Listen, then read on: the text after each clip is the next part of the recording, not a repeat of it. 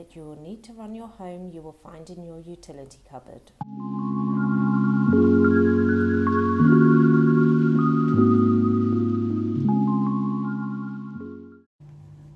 In the top hand corner of your utility cupboard, you will find the Mechanical Ventilation and Heat Recovery Unit, often referred to as the MVHR.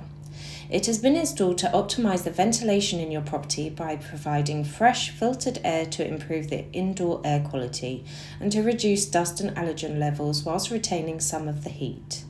The MVHR will also extract the excess moisture in the air through the vents located in all rooms, including the bathroom and kitchen, to avoid mould to form. The MVHR is quiet and very energy and cost efficient, providing your home with fresh filtered air all year round. It should never be turned off, even when the property is empty.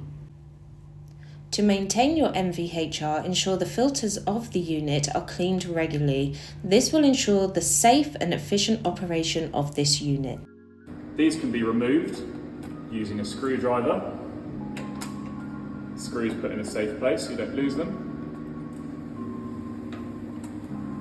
The panel can then be removed and the filter slid out. Once this filter is slid out all the way, this can then be hoovered and then put back in, like so. The panel can then be put back on the front and the screws reinserted.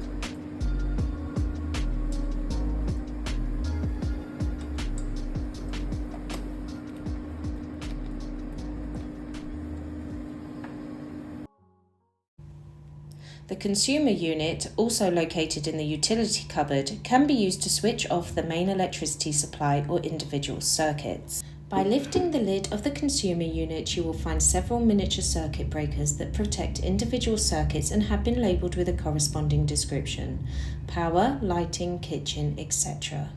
The main switch in red controls the electrical supply for the entire apartment. If you require the electrical supply to your entire apartment to be shut off, then flip the main switch to the off position. In the event of a faulty appliance, you will find that the fuse will flip to the off position. Once you have disconnected the faulty appliance, you can switch the flip back to the on position to restore the power. Do not use this appliance as it may cause harm. You have been provided with internet and telephone provisions. To get these up and running, please contact your provider. There is space and plumbing facilities to install a washing machine in your utility cupboard. Please note that the space may be quite narrow and you will need to measure the space before fitting your preferred washing machine. Please ensure to use a professional plumber to install your washing machine to avoid leaks or malfunction. Within each of your utility cupboards there is an HIU, or a heat interface unit, and what this unit does is extract heat from the site-wide heat network and passes that heat through to your hot water taps or to your underfloor heating to provide heat to your home. The HIU should not be confused with a boiler which contains gas. The HIU contains no gas. In fact, there is no incoming gas to your property. Instead, your heating is powered by hot water. Firstly, with the hot water system, the HIU will control the temperature of the hot water that you receive in your taps to a 50-degree set point. You might notice this is slightly cooler at your baths and showers, and that's because that temperature is mixed down in order to reduce the risk of scalding. One point to note with your hot water system is that if you do notice or encounter any leaks on your hot water system, this valve here, which is labelled mains water, can be turned 90 degrees to the right, and that shuts off the supply of water to your home and will stop any leaks.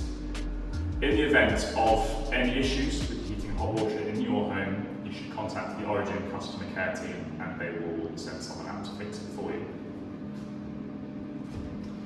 At Brigantia House, we have got an underfloor heating system installed. This means that you can control heating to each of the zones within your property by using a room thermostat. So what happens is the HIU will again heat up the water within the heating circuit to the required design temperature, and then the manifold down on the floor there will control heating to each of the separate zones.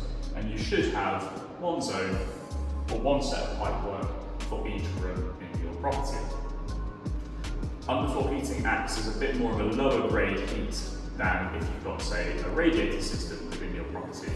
This means that it will run at a lower temperature, so the way you operate the system is slightly different to if you would have a radiator system within your property. It does mean that you might not feel the floor getting hot when you turn the heating on. However, because the heat is underneath that floor, the heat will slowly radiate up and heat your home. It's advised that you don't operate the system for, say, 1 or 2 hours in the morning and 1 or 2 hours in the evening, because then all you'll be doing in that time is heating up the immediate floor area. What you want to be doing is leaving the heating on at a lower ambient set point for longer, and what that will do is ensure that your home is maintained to the required temperature. This might seem counterintuitive, leaving your heating on for longer, but as you set it to that lower temperature using your room thermostat, it does mean that it's actually more cost effective in the long run. On the HIU and around the HIU, we've got 3 main heating programmer / screens essentially. The first one is this one on the HIU itself, which is the main HIU programmer.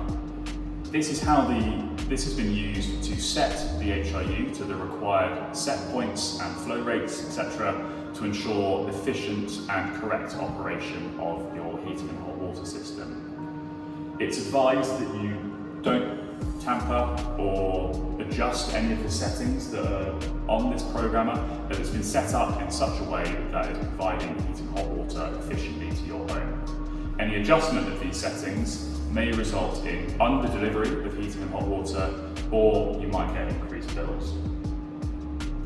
It's again advised not to switch it off during any periods where you might be away, as keeping it on ensures that the HIU is then ready to provide heating and hot water quickly and efficiently when you then return to your property.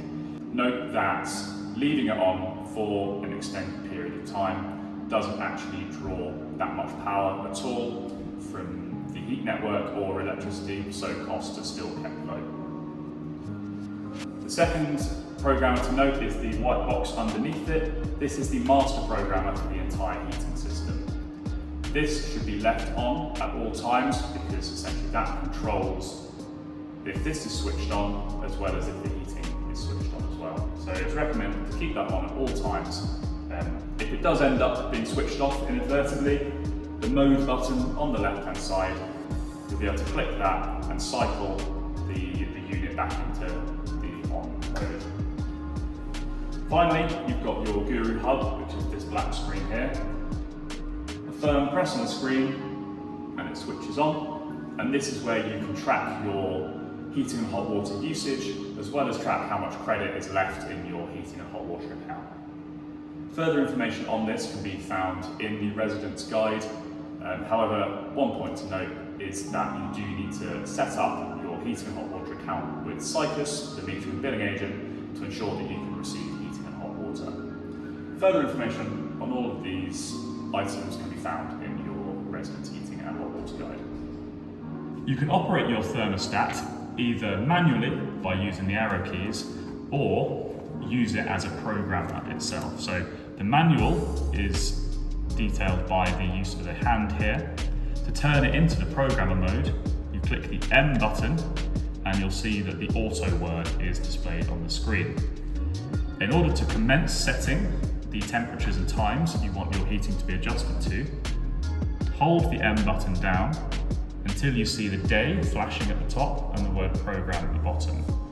You can then use the arrow keys to choose which day you want to adjust it to, or if you want to set all days at the same program, you can hold the arrow and you can then see all days flashing at the top there.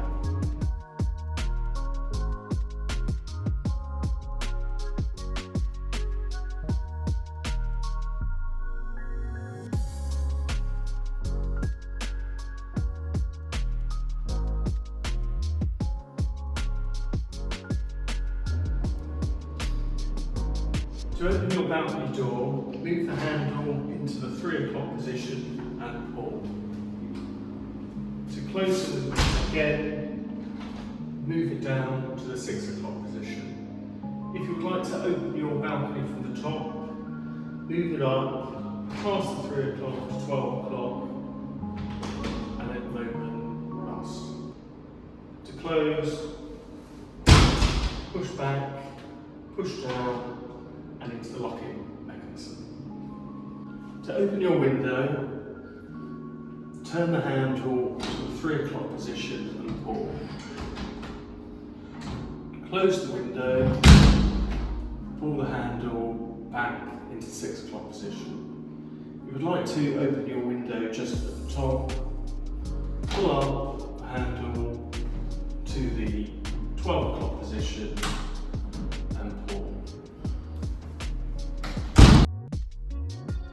Here are your TV points, which will enable you to connect your TV.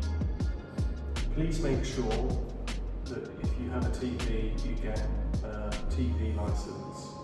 We advise you not to install the TV on the wall. However, if you do, please make sure you get a professional to do that work for you, because there are likely to be wires behind the wall and they will be able to